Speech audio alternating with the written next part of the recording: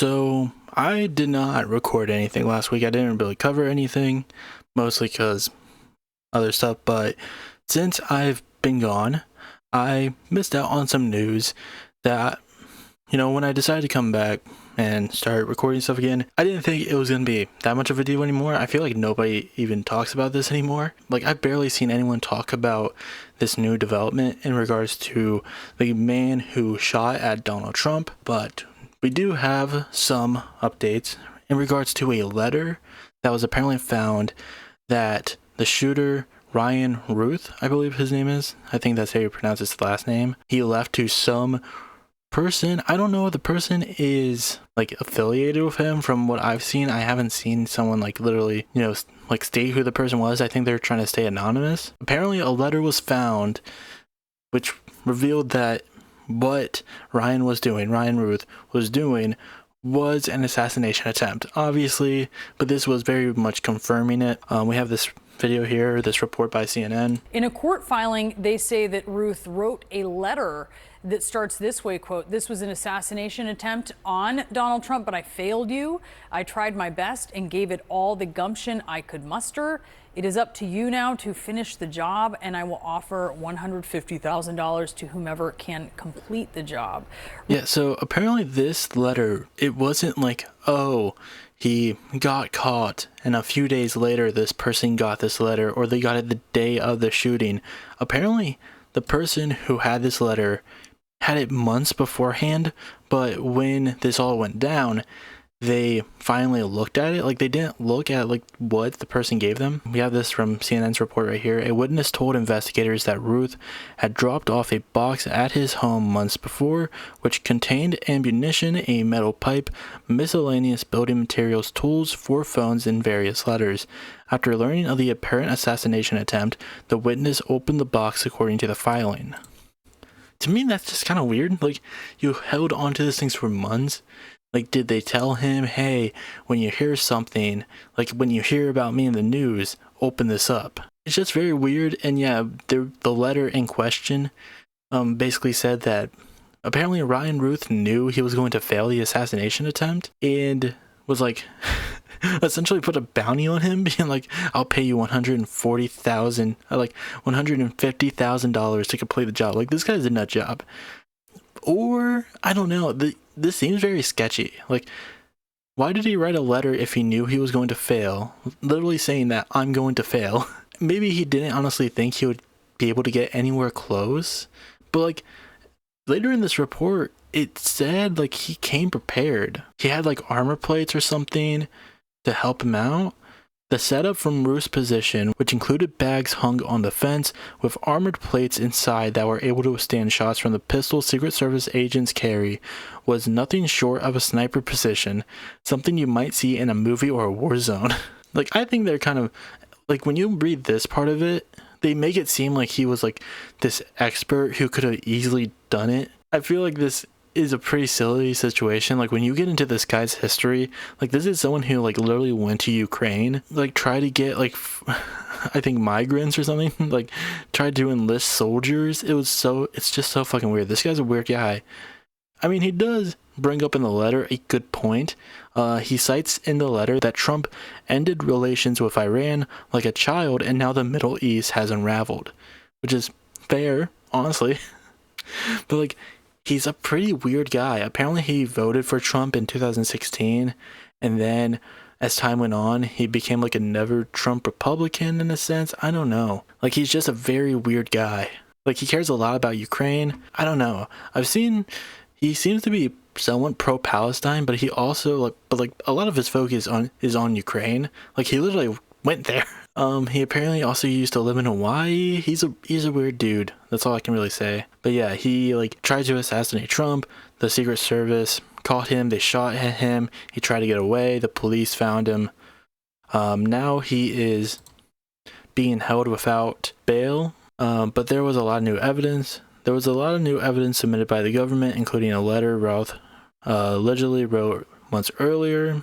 I don't know. I feel if someone, again, we don't know who the person he gave all this stuff to. I don't know if there's any affiliation between the two of them. To me, it just feels a bit weird. This person had a box that they held on for months without knowing what was in it at all? Because they said like, oh, we opened it up after all this happened, but like you didn't even like peek. I don't know. It's just there's something about this that doesn't rub me the right way. I'm gonna be honest. This isn't me trying to be like, oh, he didn't try to do it. I think he did. To me, it's like the letter, the box. It felt very weird. I don't know. It just there's something about that makes me feel a little weird regarding this situation. But like he definitely tried to do it. Like I'm not saying like anything else like except for that. Like he definitely tried to assassinate him. Ruth allegedly wrote these words at least several months before September 15th when he, prosecutors say, pointed a rifle in the direction of the former president as he was golfing. Court documents say the letter was in a box that Ruth left with an unnamed person who opened it in the days after the assassination attempt. With us now to discuss. Yeah. Also, if you like see here, you could tell that the scope was like taped on to the rifle, which they bring up in the report. So again, it goes, I think it's just funny when they say like, oh, this is something you would see in a war zone, and it's just like it's a scope taped onto a gun after the assassination attempt. With us now to discuss, we have CNN senior law enforcement analyst Andrew McCabe and defense attorney Misty Maris. Let's begin though with CNN's Caitlin Polance.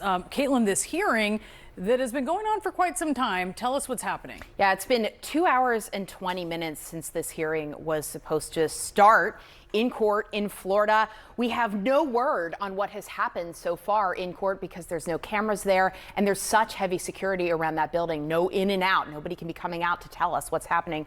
What's going on in that hearing, though, as far as we know, is prosecutors are trying to convince a magistrate judge sitting in this federal court that Ryan Ruth should stay behind bars. Right now, he's facing 2 charges around possession of a firearm, but they haven't taken the additional evidence through the grand jury to indict him. And all they've done so far this morning is file this 10-page report of other evidence that they're gathering. They say it's not everything that they have, but what they think should be enough to keep him behind bars as they continue investigating, continue to consider additional charges against Ryan Ruth, and the need to potentially take him to trial. They even said in their filing that they did not set forth all of the information and evidence they have known.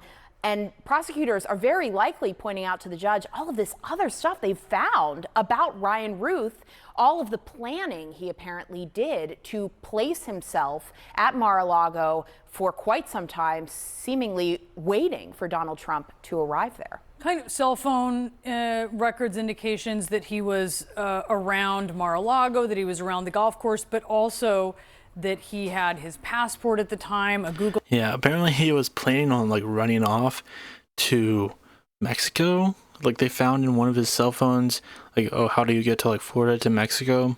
This guy like definitely intended to do it. There's no way around it.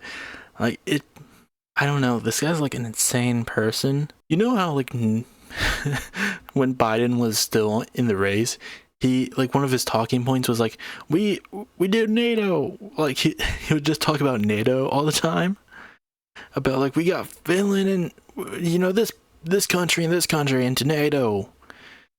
That's the guy he was talking about. That's the voter that he was talking to. Like this guy who really cares, like it's really fixated on foreign policy. That's who Biden was going after, and this was the one guy who actually like cared about that. I don't know, like again, I don't know how like left-leaning he was, like to this point. It just seemed like he just didn't like Trump. Like he voted for him, maybe was hoping that his outsider status would allow him to do better in certain areas, but just lost faith in him and became a never Trump Republican, or an enemy of a Republican against Trump, and it just led him to this. Like he definitely does not seem like a stable person at all. Apparently he wasn't even in a Gideon video. Well, the Ukrainians have a right to fight back. I don't do paper though. I don't care if you do paper or not. I'm looking for revolutionaries. Whatever people want to take this whole system down. Bro, I'm a veteran. Like, do you need me? What kind of veteran are you? Bro, I served in Nuketown. Where he was trying to like enlist people, I think maybe to go to Ukraine. I'm not sure. Google search on one of 6 phones to try to figure out how to get to Mexico. There's so much in this he literally has like the flag on his cheek, like blue and yellow. filing. Tell us about it. Yeah, so 10 pages, they lay out what they found after he was apprehended and from a witness that contacted him. So after Ruth left the golf course, he made eye contact with the Secret Service agent at the 6th hole just before Donald Trump was coming up to that hole to play the round of golf. And in Ryan Ruth's car, after they stopped him on the interstate, he fled in the car. They found 6 cell phones, including one with a Google search of how to get from Palm Beach to Mexico. They found extra license plates. They also found a list of Trump appearances that he had had. And then they looked into his cell phones, and they show that he was around Mar-a-Lago for a full month before this incident occurred on September 15th. In addition to that, a witness reached out to law enforcement and said, you know, before the 15th, Ryan Ruth dropped off a box at this witness's residence at his home. There's also a part in regards to the letter that I'm honestly kind of surprised about, which is like when you have a shooter, someone who intends to shoot someone or shoot up a place, and they have essentially what is a manifesto, because that's what his letter was. You don't share it to the public, and that's probably the only reason I'm even talking about it, is because like they released it. It's public record. I don't think it's like, well, yeah, it is public record. Like they literally showed the letter. But it's like usually you're not supposed to show that stuff because you don't want to create copycats, especially when the letter literally says, "I will offer people money to do it." Like, you know, I failed, but other people could do it for $150,000, which I don't think he has. He definitely does not have. But it's just insane. Like, I don't understand. Like, to me, that's what also throws this off to me. Like, why was the letter revealed to the public? It feels like, I don't know. I don't want to get into like conspiracy theory type beats, but it's also like, it's a little weird. I'm just saying, it's not normal. Home, and it had a lot of things in it: ammunition, a metal pipe, miscellaneous building material. Like usually manifestos are kind of posted by the person who did it, like online, for other people to see. You don't reveal it, and sometimes they don't, but the officers will still find it during their investigations, but they won't release it. Tools, 4 more cell phones. So that's at least 6 cell phones in total that Ryan Ruth had collected and had at various times. And then that letter addressed to the world saying that it was an assassination attempt of Donald Trump. I mean, that isn't to say that you can't like talk about the reasonings. Like there was that one recent school shooter who said he did it because of trans people. Like he was essentially brain broken by the right. And because of that, you know, did a school shooting. Like, you can still talk about the reasonings, but when they literally write a letter where they're just like, here's the reason why I did it, you're not supposed to share that with the public. I don't know. It's just a weird thing to do. Trump that he was trying to make here. Yeah, and offering a sum to someone else to keep it going, which is just so alarming as he's putting that out there, you know, with the environment that we see happening.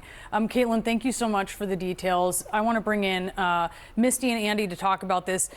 Misty, as you have prosecutors trying to convince the judge that this person who at this point so far is facing limited charges should remain behind bars as legal proceedings continue, how difficult a process do they have when it comes to that?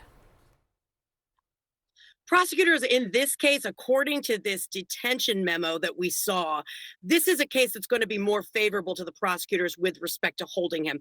The reason being what we're looking at in a detention hearing and what a judge is going to take into consideration falls really into 2 categories. One, is this person a flight risk?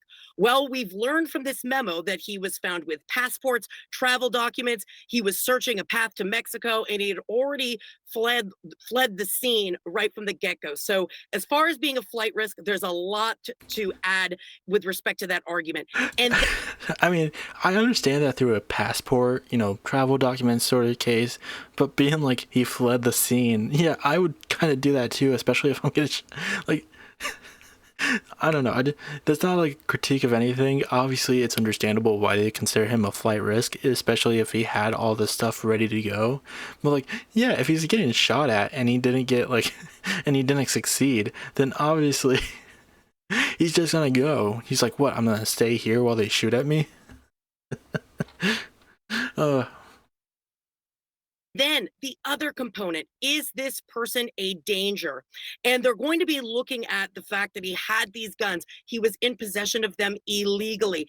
Also, oh yeah, apparently he also like scratched off the serial number for the guns as well.